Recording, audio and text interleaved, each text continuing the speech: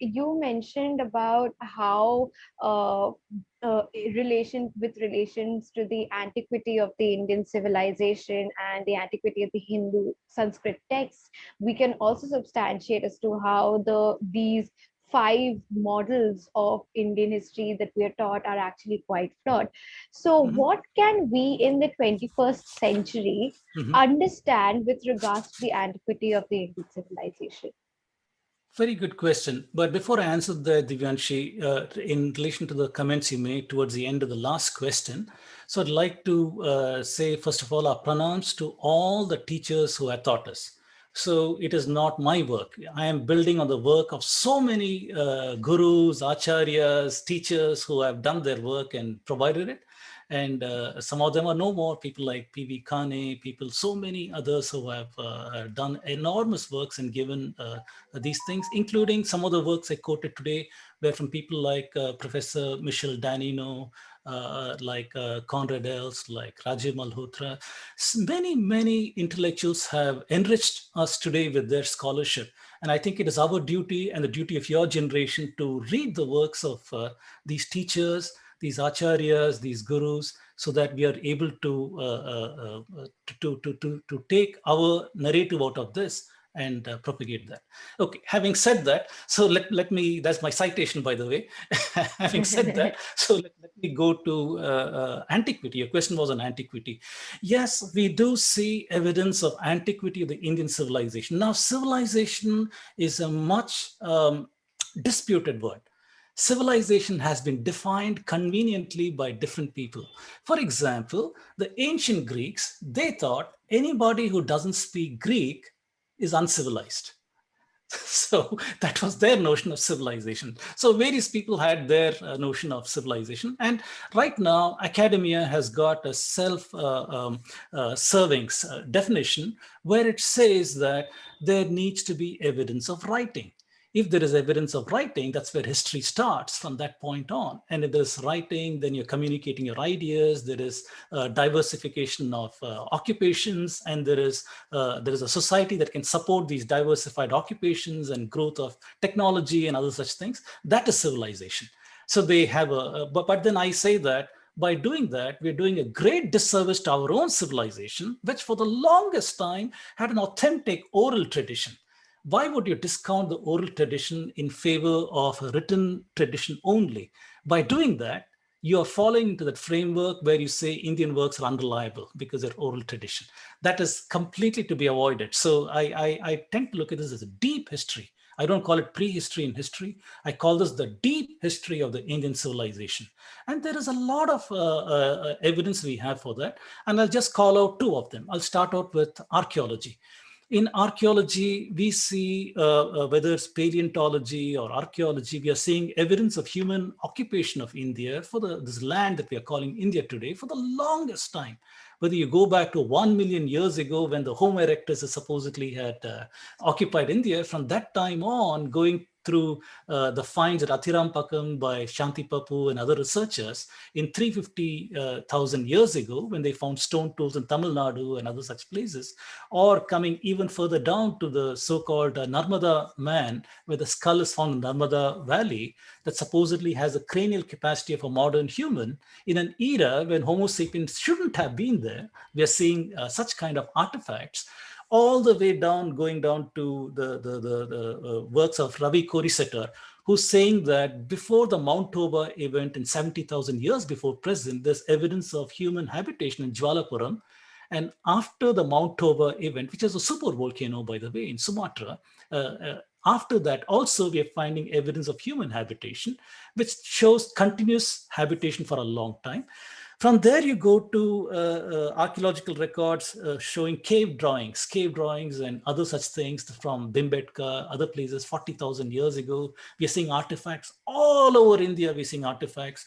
Recently, in the Deccan area in Maharashtra, they found petroglyphs and others that is, again, pointing to an ancient period of time.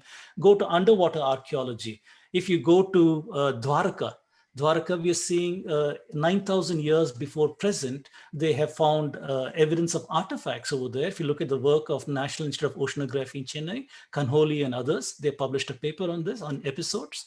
Or if you go to last year, there was a paper published by Professor Ramaswamy from a university in Tamil Nadu that is talking about Pumpuhar. He's saying how using sonar and underwater remotely operated vehicles, he has been able to find underwater artificial structures 25 kilometers out into the sea, which is off the west coast of India, which is, east coast of India, where there is Pumpuhar. And they found about 120 meters below the sea level, they found human artifacts, which goes to show at the time of the late glacial maximum, 18,000 years ago, when water was locked up in ice, sea level was much lower throughout the world. At that time, there were humans living in that place.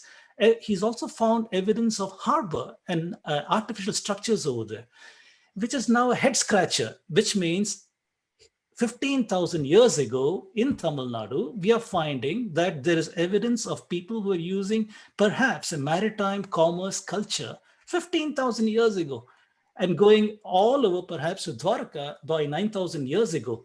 This completely rewrites anything in our history, if you will, civilization, if you will, commerce, if you will, trading and other such things. We are seeing deeper and deeper antiquity in some of the finds. So going on from this, we go to Birana, Rakigadi, we are seeing around 9,000 years before present. We are finding artifacts all the way through the Harappa time frame, southern India, seeing Kiradi and other such places, Harikemeda and megalith structures and many, many such things. So all over the India, archaeology and paleontology is showing great antiquity.